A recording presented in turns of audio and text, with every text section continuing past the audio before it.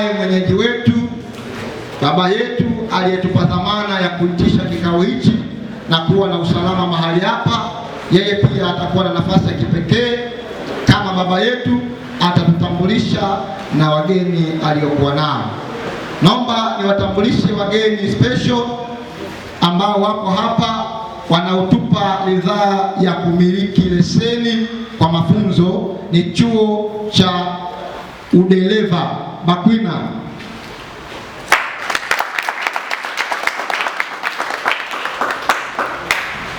Baada ya utambulisho, chuo hichi tumefanya nacho kazi kuanzia Januari, na kuna baadhi ya taratibu fulani tulikuwa tukizipanga pamoja, ambazo wao wenyewe baada ya baba yetu kutambulisha jambo lake, tutawapa nafasi na wao watazungumza na sisi, na kisha tutaelekeza wale watu ambao wamehusika nao moja kwa moja wafanye zoezi. Awili. Basi kwa heshima kubwa sana naomba tusimame tumkaribishe mwenyekiti wetu na baba yetu wakati anakuja kujitambulisha na kutambulisha jibu lake. Tusimame wote kwa heshima na taazima.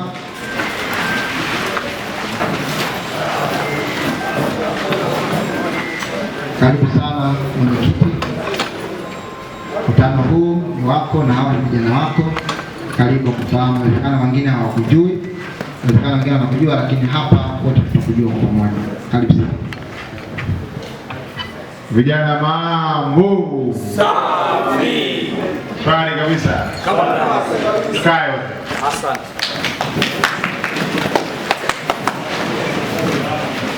Natoa kazi mbili za kujitambulisha mimi na kutambulisha niliokuja nao, si ndivyo? Ndugu zangu, kwanza mimi nishukuru kuitwa, lakini nishukuru pia kuwa mwenyeji jambo kubwa kufanyika kwangu Kibosha.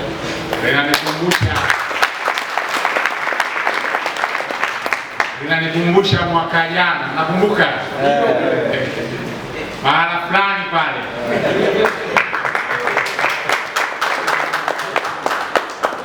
Sasa ndugu zangu, majina yangu naitwa Shabani Rashid Athmani, ni mwenyekiti wa kitongoji hichi cha kwa Kibosha.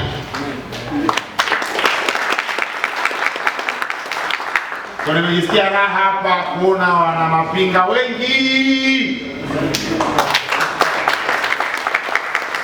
naona wana udindivu, naona wana Kiharaka na maeneo mengine, pamoja kule kwao wao wana wenye viti wazee, kijana peke yangu kwenye kata hii. Sasa mimi ndugu zangu, baada ya kuambiwa mwenyekiti, bwana tunaomba, mwenyekiti ameniambia, amenipa kazi mbili. Kwanza amenitaka nije kwenye mkutano, pili amenitaka niwe mlezi. Ameniambia tunaomba uwe mlezi wa umoja wetu huu. Na mimi nimemwambia nimepokea. Na nimemwambia kwenye mkutano siji peke yangu, nitakuja na watu wa Daktari Samia Suluhu Hassan, Rais wa Jamhuri ya Muungano wa Tanzania. Nitakuja na watu.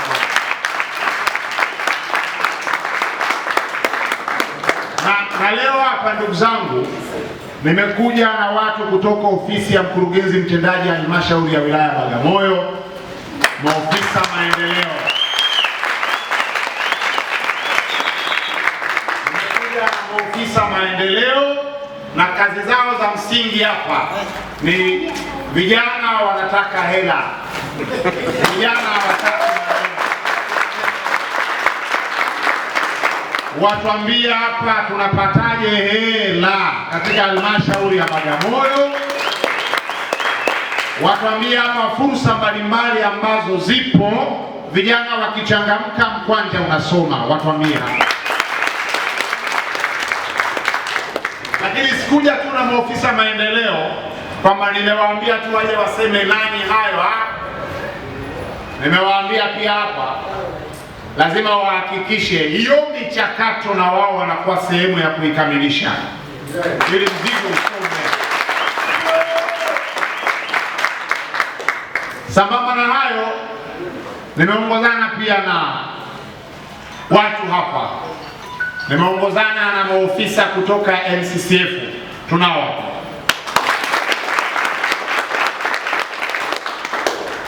wao waje watuambie, tunataka kilongolongo tukienda hospitali. Tunataka, tuna shida sisi, ina shida familia yetu, inahitaji matibabu. Hatutaki rongorongo, tunataka watu wetu wapewe matibabu, huenda mzigo tunao wakati huo au hatuna. Kumekuwa na changamoto, kazi yetu ni kazi ya changamoto. Kumekuwa na changamoto ambazo mtu wanazipitia. Kwa namna yoyote mtu anaweza akapata changamoto kwenye kazi hizi za vyombo za moto. Wakati huo imekuwa kila akipiga simu haziti, msaada mtu anakosa wa kimatibabu. Anapata shida kubwa kwa jambo ambalo linawezekana. Kwa hiyo nimekuja na timu pia kutoka NCCF waje watusaidie hapa. Lakini si hao tu. Tumekuja na chombo miongoni mwa vyombo vya serikali yetu. Tumekuja na maofisa kutoka TAKUKURU. Kunao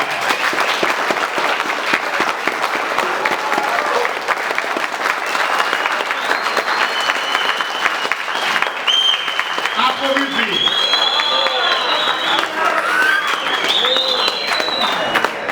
Hapo mambo mazuri eh? Sasa kwa nini tumekuja na maofisa hawa? Watu wamekuwa wakiogopa TAKUKURU. TAKUKURU wapo kwa ajili yetu. Wapo kwa ajili ya kufanya kazi na sisi. Lakini ni miongoni mwetu, ni wajomba zetu, shangazi zetu, baba zetu, kaka zetu. Tumewaita waje watusaidie mambo. Ndio. Na huu ndio mkakati ambao tunao kwa Kibosha. Mikutano ya vikundi mbalimbali tutashirikiana nao kufanya kazi kwa pamoja. Kumekuwa na umoja wingi ukianzishwa, umoja wa vijana, umoja wa bajaji, watu wanapigana fedha ndani.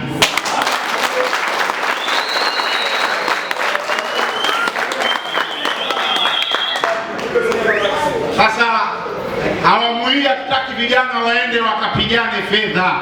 TAKUKURU watusaidie maarifa mapema, ni namna gani fedha itakuwa haipigwi. Ndio maana tumekuja nao. Sasa niombe nianze sasa, wasimame walao wapungie mkono, muone nafasi zao, wote wako watakuja watazungumza. Sawa sawa eh? Niombe na maofisa maendeleo wa kata, dada Lilian, tafadhali simama walao wakuone. Nataka nisikia mtu ananong'oneza, nataka asikie sauti ya Lilian. Na yeye kija ananong'oneza. Mambo. Tuongee baadaye.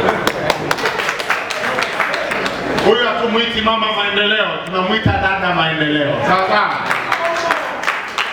Lakini tunaye dada mwingine maendeleo ya kata yetu kutoka ofisi ya mkurugenzi, yuko hapa ofisi ya mtendaji kata Mapinga. Dada yangu karibu. Vijana mambo. Sawa. Vijana ni Moshi, ni afisa maendeleo ya jamii. Ndio tutaongea baadaye.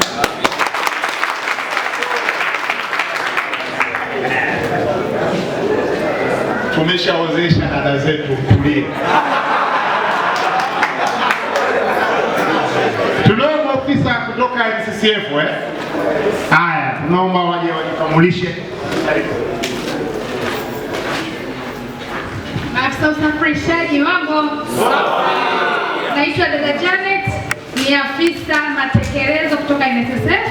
Kwa hiyo karibuni sana mtusikilize. Tunaamini mkitoka hapa kila mtu ana uhakika wa bima ya afya, sawa? Usiondoke bila kujiandikisha. Ni bure, hakuna yote. Tupo kwa ajili yenu. Tumeagizwa na serikali.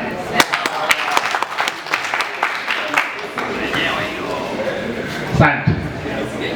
Wengine wamebaki kule NSSF. Wamebaki kule kwa ajili ya kuandikisha Sawa. Haya sasa. Zamu ya maofisa wetu kutoka ofisi ya TAKUKURU wilaya ya Bagamoyo. Sawa sawa Sawa. Brother John, karibu. Jamhuri ya Muungano wa Tanzania. Vijana tupo? Tupo. Jina langu ni John Hunja, ni afisa uchunguzi kutoka taasisi ya vijana pambana na rushwa Bagamoyo.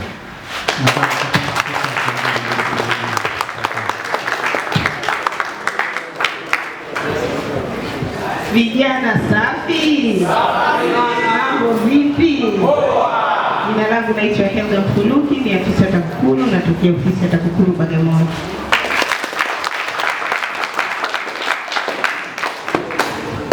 Haya, tumeona TAKUKURU wapo hapa Sawa, nashukuru kwa kutambua. Karibuni sana wewe. Karibuni na karibuni sana. Lakini muda si mrefu tumeleta na benki itakuja hapa. Sawa Iko njiani inaingia very soon. Tunataka mambo yawe bambam, mambo yawe mazuri kweli kweli. Kazi ulionipa Mheshimiwa Mwenyekiti ni utambulisho, nimemaliza. Makofi kwake.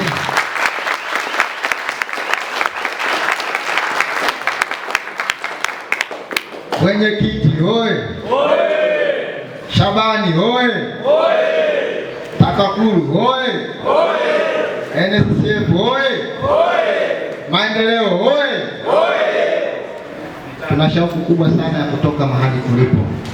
Tunaamini mwenyekiti na jopo lako utatufanya kuwa chachu ya vijana katika kata ya Mapinga.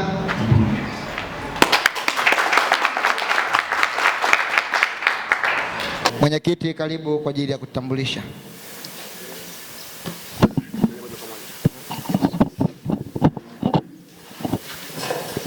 Tulizungumza watu wa mabank, Equity bado hawajafika, lakini NBC tayari wamefika. NBC Bank NBC tunaomba usalimie.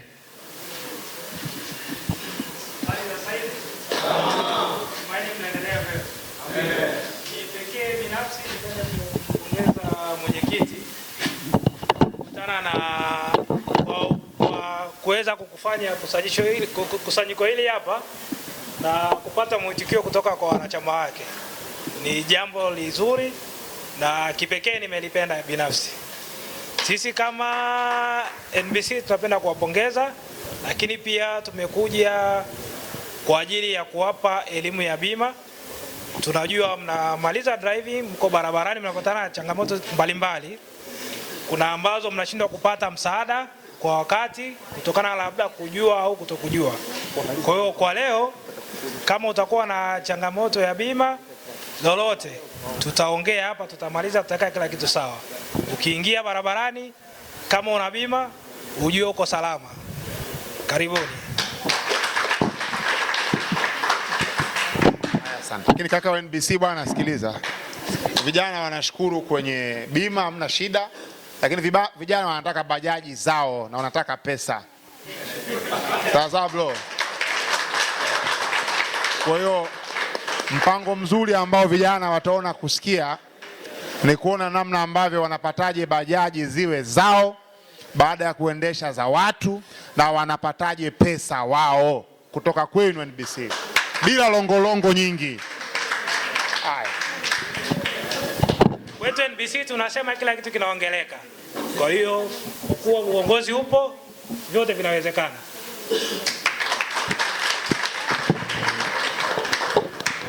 Ndugu zangu, twende moja kwa moja tumalizane na wageni ambao tumekuja nao, tuache wenyewe muendelee na mkutano. Sawa Sasa nianze kuambia, niliwaomba ruti ya Bunju kwenda hadi Nyota Njema to Belma. Sawa. Viongozi wakaniambia, mwenyekiti, sisi tuko tayari kukuunga mkono, lakini turekebishie barabara pale, madimbu yamezidi, yaondoe. Madimbu tumeondoa, tujaondoa? Tumeondoa, tumeweka zege pale kwa madimbu yakuna. Sawa. Wakaniambia, mwenyekiti, hili limeisha, lakini hiyo ruti ni ruti ngeni, tunataka tuitangaze hiyo ruti kwa spika. Nikawaambia, spika bei gani? Wakaniambia spika 300,000. Nimekuja nayo tayari kwa kuwapa ili mkanunue spika.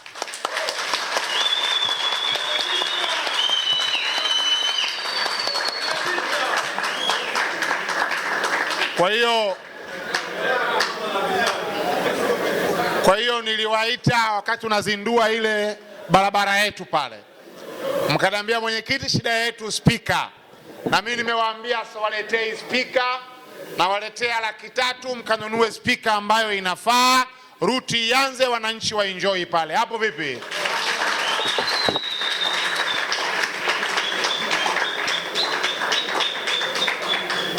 Na bila kupoteza muda, ile 300 hapa.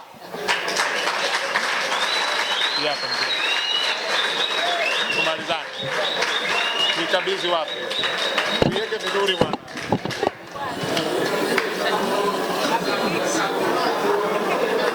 Tatu hapa wazee. Sawa sawa. Tuihakiki au tumpe tu? Hesabu. Haya, 1 2 3 4 5 6 7 8 9 10. Moja hapa. Mambo kwa ushahidi. 1 2 3 4 5 6 7 8 9 10. 2 hapa. 1 2 3 4 5 6 7 8 9 10. 3 hapa.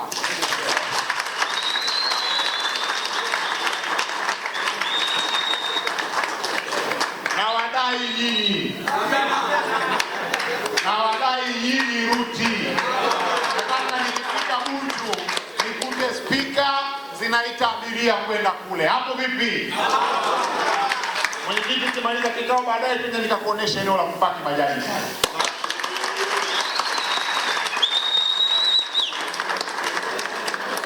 Nawashukuru sana, nawashukuru sana. Nawashukuru sana.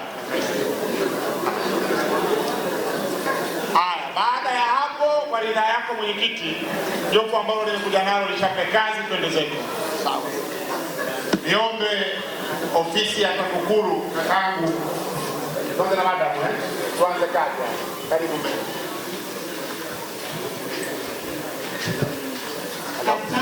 Hello. Salama za kwako? Vijana oye! Naamini hakuna yeyote ambaye anamtaka. Nikisema TAKUKURU wote mnafahamu. Nikisema TAKUKURU, hicho ni kifupi cha Taasisi ya Kuzuia na Kupambana na Rushwa. Sasa Taasisi ya Kuzuia na Kupambana na Rushwa ina majukumu makubwa mawili. Ya kwanza ni kuelimisha jamii. Tunaelimisha jamii wananchi waweze kuichukia rushwa. Tunaamini wananchi wakiichukia rushwa wataweza kuwafichua wale wanaojihusisha na rushwa, lakini pia wataweza kutoa taarifa TAKUKURU. Lakini pia tuna jukumu la pili la kupambana na rushwa. Hasa hapa kwenye kupambana na rushwa ndio tunapokea malalamiko, tunachunguza, na baada ya hapo tukipata kibali cha muendesha mashtaka tunapeleka mahakamani. Lakini pia kwenye hilo jukumu la kuzuia, kwenye kuelimisha jamii, Taasisi ya Kuzuia na Kupambana na Rushwa imeanzisha program maalum inaitwa TAKUKURU Rafiki. Wengi hapa mwenyekiti alisema TAKUKURU watu wanaiogopa. TAKUKURU ni binadamu kama mlivyo nyinyi. Sawa Sasa kwa kuliona hilo, Taasisi ya Kuzuia na Kupambana na Rushwa ikaanzisha program inaitwa TAKUKURU Rafiki. Lengo ni kuwa karibu na wananchi. Kwamba sasa Taasisi ya Kuzuia na Kupambana na Rushwa inashirikiana na wananchi. Nikisema wananchi si mnanielewa, wadau wote wakiwemo madereva, sawa, na wananchi wote. Tunashirikiana kwa pamoja kuweza kubaini kero zilizopo kwenye maeneo yetu. Sisi tunaelewana? Kero zilizopo kwenye maeneo yetu wakati tunaenda kupata huduma, ambazo hizo kero tukiziacha zinaweza kupelekea uwepo wa mianya ya nini? Ya rushwa. Kwa mfano kero kwenye sekta ya usafirishaji, ya kuomba rushwa hizi za barabarani, sisi tunaelewana, kwenye ardhi. Kwa hiyo taasisi ikaona ianzishe hii program, tunakaa pamoja na wadau wetu, wanabaini kero zilizopo. Baada ya kuzibaini kero zile, tunazitafutia ufumbuzi. Na kama zinahusu sekta fulani, kwa mfano askari, zinahusu TARURA, zinahusu polisi, zinahusu wapi, tunazipeleka maeneo husika ili zikaweze kutatuliwa, na tunaweka mikakati zinatatuliwa, na mwisho wa siku tunaleta majibu. Na leo hii hapa, baada ya mwenzangu kuendelea na kipande kingine cha mada, mimi nitakaa pale, nitapokea baadhi ya kero ambazo zikiachwa zinaweza zikapelekea uwepo wa mianya ya rushwa mnazo kutana nazo kwenye maeneo yenu mnakoishi, ziwe ni rushwa za barabarani, barabarani, ziwe ni rushwa kwenye ardhi, ziwe ni rushwa hospitalini, maeneo yoyote mnakoenda kupata huduma. Ili sasa zile kero sisi tunazichukua, tunaziwasilisha mamlaka husika, na ni namna gani watazitatua, kwa sababu tunaamini kuzuia rushwa ni jukumu lako na langu, sio la TAKUKURU peke yake. Lazima wote tushirikiane kwa pamoja tuweze kuzuia hivyo vitendo vya nini, vya rushwa. Sasa kuna sababu chache sana za uwepo wa rushwa, nitazisema hapa kwa mujibu wa muda. Cha kwanza ni tamaa. Sisi wote ni vijana, si ndio? Tamaa ya kutaka maisha ya haraka haraka, yanajikuta mtu anaweza kujihusisha na vitendo vya nini, vya rushwa. Lakini pia nyingine ni usiri, kutokuwepo na uwazi katika mambo yanahitaji uwazi. Kwa mfano kwenye taarifa za mapato na matumizi, tumeambiwa umoja wenu unaitwa nini, umababu, si ndio? Una viongozi, tunajua kulikuwa na uongozi uliopita, kulikuwa na mambo hayapo sawa. Sasa kutokuwepo na uwazi kunasababisha uwepo wa vitendo vya nini, vya rushwa. Kwa hiyo tunategemea uongozi mpya uliochaguliwa uwe na uwazi, hasa kwenye mapato na nini, na matumizi. Kusipokuwa na uwazi, sisi tumesema ni taasisi ya kuzuia na kupambana na rushwa, na nimesema majukumu yetu ni haya mawili: tunaelimisha, lakini pia tunapambana. Kupambana, tunapokea malalamiko. Tutakapopata malalamiko yanayohusiana na vitendo vya rushwa kwenye umoja huu wa umababu, hatutasita kuchukua nini, hatua kwa mujibu wa sheria.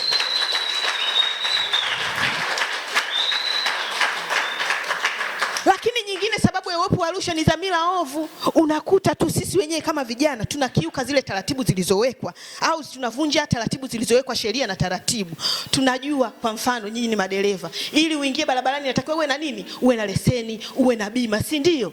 Uwepo na baadhi ya taratibu nyingine za usajili chombo chako. Kwa makusudi kabila dhamira ovu, au fanyi vile, mwisho wa siku unapelekea au unashawishi uwepo wa vitendo vya rushwa. Unaweza kukamatwa ukaomba rushwa, lakini pia ukikamatwa hauna vile bima, sijui leseni, utaombwa rushwa, unashawishika na wewe kutoa nini, rushwa. Tumeambiwa hapa kuna madam inaitwa Banini Bakwina ipo. Tupunguze uwepo wa vitendo vya rushwa, tuhakikishe tuna leseni, tuna bima, zile taratibu zote zinazotitaka kukamilisha ili tuingize vyombo vyetu barabarani, tuhakikishe tunazifuata ili tuweze kuzuia uwepo wa vitendo vya nini, vya rushwa. Sijui tunaelewana vijana wenzangu? Kwa hiyo hizo ni baadhi ya sababu tu ambazo zinaweza zikapelekea uwepo wa vitendo vya nini, vya rushwa. Lakini nitamkaribisha mwenzangu naye aelezee madhara ya rushwa ni yapi, lakini pia aseme wajibu wenu nyinyi kama vijana katika mapambano dhidi ya nini, dhidi ya rushwa. Mimi naamini kwa sababu mwisho wa siku sisi vijana tukikataa rushwa sasa hivi, tutajenga taifa lisilo na rushwa. Tukiwafichua wanaojihusisha na vitendo vya rushwa, mwisho wa siku watachukuliwa hatua, watapelekwa mahakamani, watafungwa. Sijui tunaelewana? Lakini sisi tukijenga utamaduni na tukauzoea ule wa kuomba 5,000, tukakubali, tunatengeneza taifa la watu ambao hawana uoga, wanajihusisha na vitendo vya rushwa, na mwisho wa siku tunatengeneza taifa ambalo ni maskini, halina kipato, na taifa ambalo kesho yake tunakuwa wote hatujui. Baada ya kusema hayo, naomba nimkaribishe mwenzangu. Naamini vijana hamtaniangusha. Kuzuia rushwa ni jukumu lako na langu, tutimize wajibu wetu. Sambamba na hayo, mwenyekiti, kabla sijamkaribisha mwenzangu, tumekuja na zawadi pia ambayo sisi kama taasisi tutaitoa kwenu, kwa sababu imekuwa ni ghafla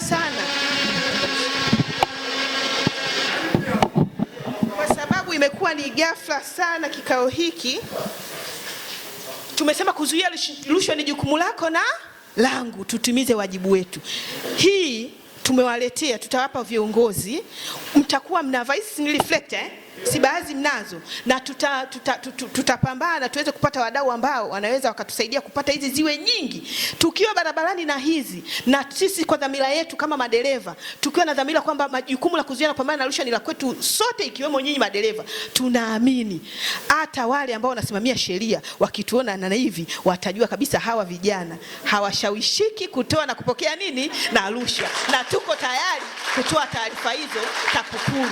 Baada ya kusema hayo, naomba nikabidhi, tumekuja nazo 2, naomba nikabidhi hizi, na tutaendelea kuzileta, kutafuta wadau tuzilete, tuionyeshe jamii na watendaji wote kwamba sisi vijana madereva wa Bagamoyo tunasema kuzuia rushwa ni jukumu letu, ni jukumu lako na langu. Naomba nikabidhi wote, tuko tayari na jukumu hili. Basi naomba mwenyekiti tukabidhi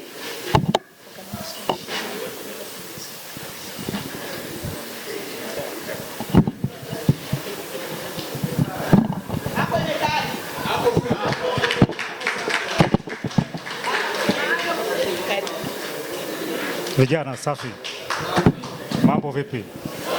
Hawi. Mbona mmepoa vijana? Mimi cha kwanza nipende kumshukuru mwenzangu kwa kuweza kuzungumza mengi. Tunajua mna mambo mengi ya kufanya, kwa hiyo hatutachukua muda wenu mrefu sana. Kwa kifupi mimi nitazungumza kwa vitu vichache sana. Mengi amezungumza mwenzangu, ameeleza sababu za uwepo wa rushwa na sisi kama vijana tumo. Binafsi kwanza niwapongeze kwa kuwa na umoja. Sehemu kubwa vijana tumekuwa nyuma sana. Vijana kina baba tuko nyuma. Kina mama wanatuacha mbali sana, na ndio sasa hivi tunaona kama tunadharaulika kwa sababu wao wanatengeneza umoja wenye nguvu. Sisi tunashindwa, tunazitafuta lakini tunashindwa kutengeneza umoja wa kututoa sehemu moja kwenda sehemu nyingine. Hali hiyo inatupelekea hata kufikia hatua ya kukosa uzalendo, kuonekana sasa hivi sisi ni, unajua sasa hivi kuna neno moja tunaitwa vijana. Ni hatari. Sasa hatutakiwi kufika huko. Sasa hivi tunadharaulika sana. Tutoke huko. Kwa hiyo mimi niwapongeze kwa kuwa katika umoja huo. Lakini kitu cha msingi ambacho napenda kusisitiza ni kwamba tuwe na uwazi katika mambo yetu ambayo tunayafanya ili kuondoa yale makando kando. Uwazi utatufikisha mbali. Wengi sana wanafanya kazi zao kwa uwazi. Wale wanaoficha ndio wanaopata shida. Kuna muda nilikuwa nateta na mwenyekiti, anasema bwana, watu wakisikia TAKUKURU wanaogopa. Nikamwambia mwenyekiti, mbona ile ni ofisi ya kwao? Kama wanavyokuja kwa mwenyekiti na kule wanapaswa kuja, wala hakuna tatizo. Mtu atakwepa sasa hivi, lakini ukipata changamoto utakuja. Sisi tuko kwa ajili ya kusaidia jamii. Kama alivyoeleza mwenzangu, tuna mifumo mingi, tuna vitu vingi ambavyo tunafanyia kazi.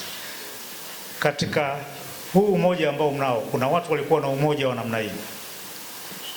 Kilichotokea, wao walipata pesa nyingi kidogo wakafanikiwa kununua Costa. Lakini kilichotokea, kukawa na wajanja wakajinufaisha, zile Costa zikawa za kwao. Sasa kuna wachache ambao walikuwa wanauelewa, wakaona hii swala haliwezekani. Walifika katika ofisi zetu, walisaidiwa na zile Costa zilikabidhiwa. Ukiingia kwenye mitandao utakutana nayo, hata kama sio Bagamoyo na maeneo mengine pia.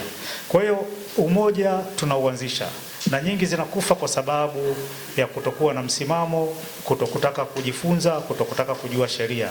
Hiyo inatukosti kiasi kwamba tunaweka pesa zetu, mwisho wa siku wachache wanajinufaisha.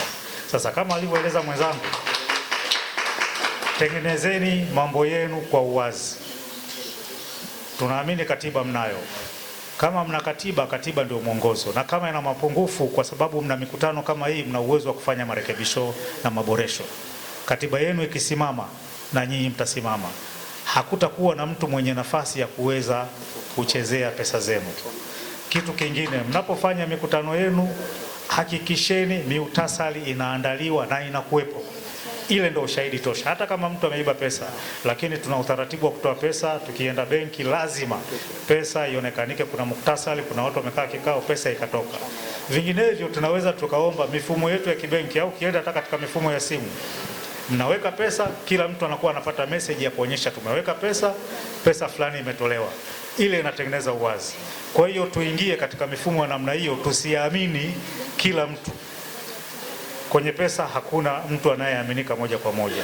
Tukitengeneza mifumo yetu vizuri, naamini tutafika mbali sana. Hapa juzi katika mwaka uliopita, kuna wenzetu hapa wamekabidhiwa pesa zaidi ya milioni 65. Wakaongeza milioni 10, wamenunua Costa, na juzi Mwenge ilikwenda kutembelea kuangalia shughuli zao. Sasa sisi tuko wengi sana, tunashindwa nini? Mimi katika mazingira mengine nilikotoka huko, wako vijana ambao wamefanikiwa, kwa sababu kulikuwa na changamoto ya utoaji wa hii mikopo ya 10% ambayo maafisa maendeleo wataelezea, kwa sababu kundi la vijana limo mle. Lakini kulikuwa na changamoto na vijana wengi hawajitokezi. Lakini huko nilikotoka walihamasishwa, wakatengeneza vikundi, mwisho wa siku waliweza kupata pesa na kununua pikipiki na wengine walinunua bajaji, na waliweka mfumo mzuri tu kwamba safari hii atachukua huyu, tutakusanya pesa, itawekwa, tutarudisha deni, kwa sababu ile pesa haina riba. Baada ya muda tunakwenda kwa mtu mwingine. Kwa hiyo na nyinyi kama mtajiunga katika vikundi vya namna hiyo, kundi kubwa, mnaweza mkavunja vikundi, lakini bado ndani ya umoja wetu tunaweka pesa, mtafanikiwa. Naamini maafisa maendeleo watawapa picha nzuri, na sisi katika ile kamati ya kutoa ile mikopo tumo. Kwa hiyo iwapo tutaona vijana mmeamka na mmetengeneza mifumo yenu mizuri, tutasimamia kuhakikisha kwamba mnapata hizo pesa. Kwa hiyo tunaomba sana, mimi niwe muwazi moja kwa moja kwenu nyinyi. Tunaomba sana muwe wazi, mshirikiane na sisi. Nyinyi ni jeshi kubwa. Kina mama wanajiita jeshi kubwa kwa sababu wana umoja, lakini vijana pia ni jeshi kubwa sana. Kama likisimama, hakuna mtu ambaye anaweza akagusa katika ile njia ya vijana. Kwa hiyo tusimame pamoja, tushirikiane, tuhakikishe mifumo yetu tunaweka uwazi ili pesa zetu zisipotee.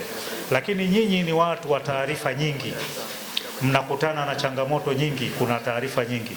Tunaomba muwe karibu na muwe wawazi katika kutoa taarifa, kuhakikisha hii mianya au hizi changamoto ambazo zinajitokeza tunazikomesha.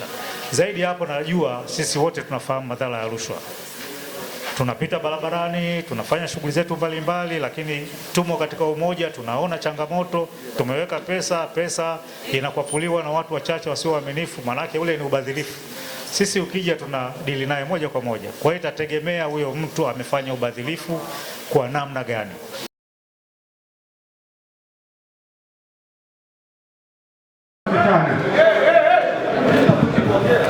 Viongozi wa TAKUKURU,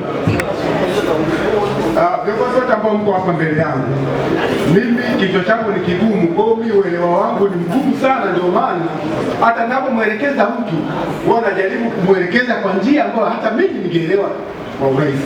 Iko hivi, hawa viongozi wa mababu wa chama hiki ambao unawaona hapa, hawa ni wapya. Sasa viongozi waliokuwepo kabla ya hawa kwenye chama chetu tulikuwa na hela zaidi ya milioni 90 mpaka milioni 100, lakini wakati uongozi wa zamani unaachia madaraka, unakuja uongozi mpya, kwenye akaunti kulikuwa na 2.5. Hiyo 2.5 kuna mwanachama alikuwa anadai chama 1.5. Ukitoa ile 1.5 kwenye 2.5 na makato ya benki, kwa hiyo kwenye milioni zaidi ya 90-100 hawa viongozi walikuta shilingi 90,000 na kitu, sisi makato yalikuwa shilingi. Kwa hiyo tunachosema sisi wanachama ni kwamba kwa kuwa TAKUKURU hapo na wanalipwa na serikali ya Mama Samia, watusaidie kujua ilikuwaje milioni 100 ikabaki 90,000 na kitu. Swala tunaloongelea hapa ndio hilo. Asanteni sana.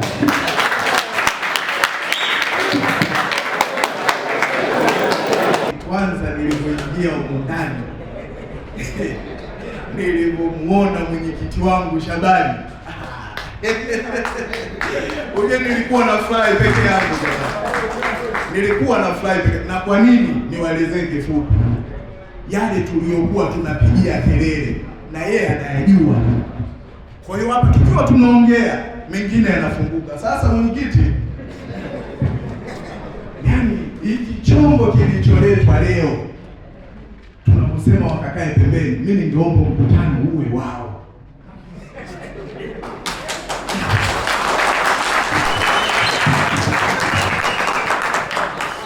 Na kwa nini nasema uwe wao? Kwa sababu haya malalamiko ni makubwa na tulichotegemea hakijawa. Tumetoa mtu, tumeweka mtu ili mambo yawe haraka, lakini sivyo.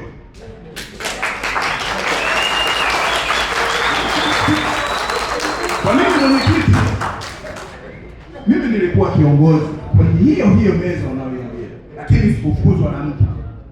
Nilitoka kwa sababu naogopa kashfa ya ukweli. Nilikuwa kwenye kitengo kimoja, kamati ya maadili. Tulifanya siku hiyo kikao.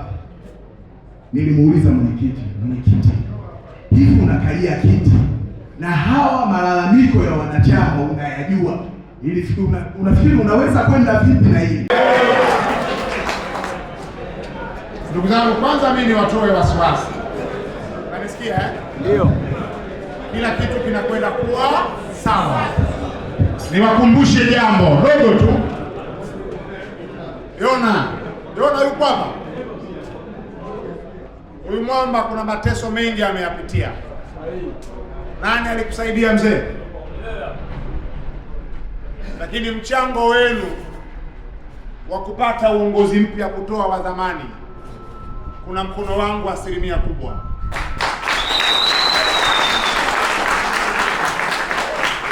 Wako watu wenu miongoni mwenu wanafahamu hilo. Walikuwa wakifika tunafanya kikao, wengine wanaenda wanapigwa mtoni, wanakaa pembeni, wanabaki wachache. Nikamwambia nataka majembe, hata likibaki moja kitaeleweka. Kilieleweka, kikueleweka. Sasa walipokuja hawa wakasema wanataka jambo liwe huku na tuwalee. Nikamwambia ofisi yenu pale imevunja, tutafanya namna muwe na ofisi nyingine pia hapa, ili msaada upande wetu Bagamoyo uwe mzuri zaidi. Hapo vipi? Sasa baada ya hayo, mantiki yangu tuwe na subira, tuwe watulivu. Tunawapa nafasi TAKUKURU wazungumze, tupokee ambacho watakisema, lakini tukiwaahidi mimi kushirikiana nanyi pamoja na viongozi hao kuhakikisha kila kitu kinakaa katika mstari. Sawa sawa eh? Baada ya hayo, kaka John, karibu tafadhali. Kwa mara nyingine nashukuru kwa nafasi. Naomba nichukue muda mfupi kutoa ufafanuzi. Ishu kubwa ambayo inalalamikiwa ni swala zima la ufujaji wa fedha za chama. Hiyo ndio ishu kubwa ambayo inazungumziwa. Mzungumzaji wa kwanza amezungumzia swala la ufujaji wa fedha wa pili na watatu, kwamba tulikuwa na pesa nyingi lakini kwa sasa hivi hatuna pesa. Tumeomba sisi tulifanyie kazi kama taasisi. Sisi tumelipokea, tutalifanyia kazi.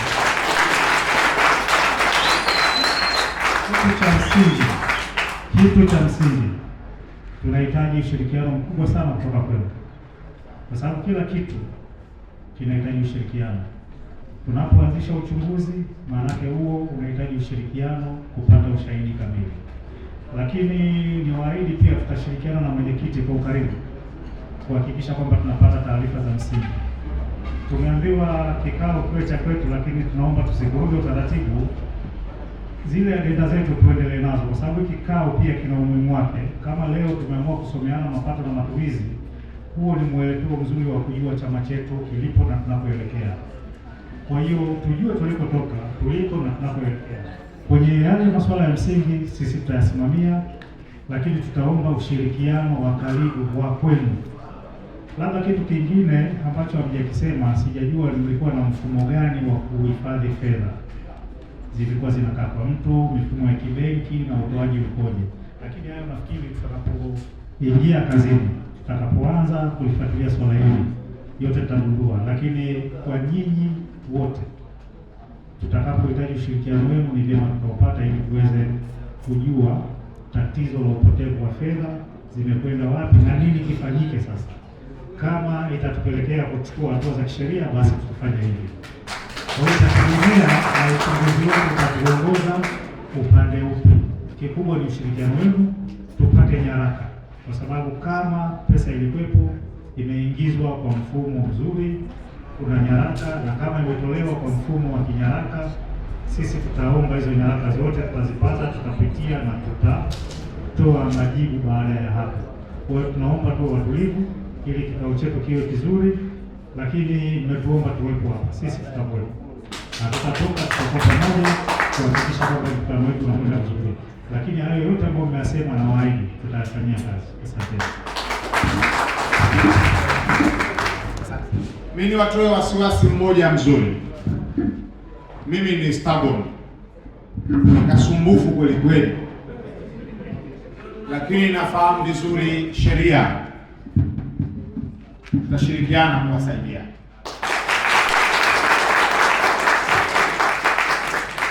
Serikali hii ni yetu sote. tutaenda kote kunakostahili kutafuta haki za vijana hawa. Fahari yetu ni kuona nyinyi wote mnakuwa na tabasamu. Na mimi nitaendelea kuwasiliana na maofisa hawa, kila kitu kitakaa katika mstari. Kaka yangu, relax. Ahadi ni kwamba tunakwenda kufanya follow up kubwa.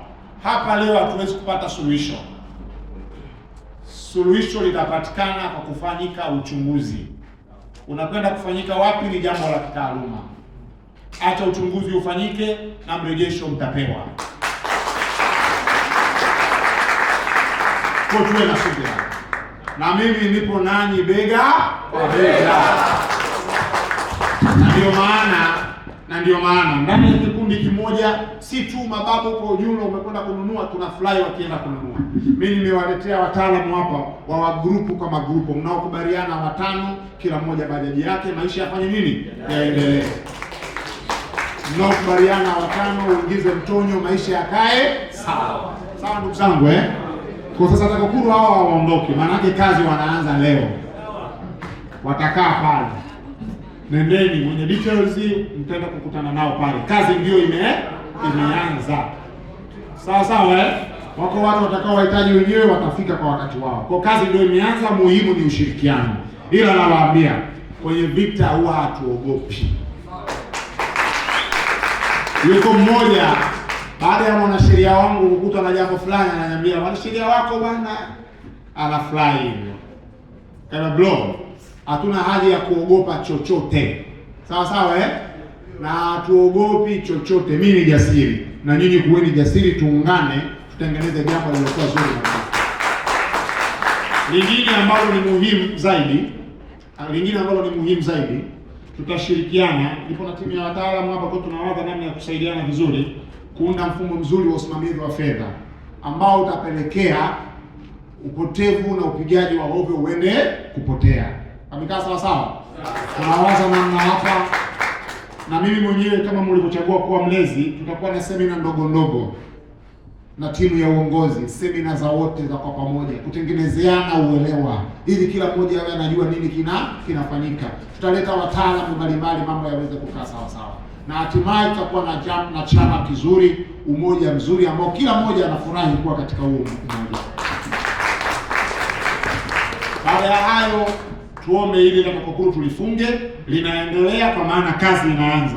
Wamekaa sawa Basi watabaki pale, tutaenda kuwapa information wakiwa wako pale.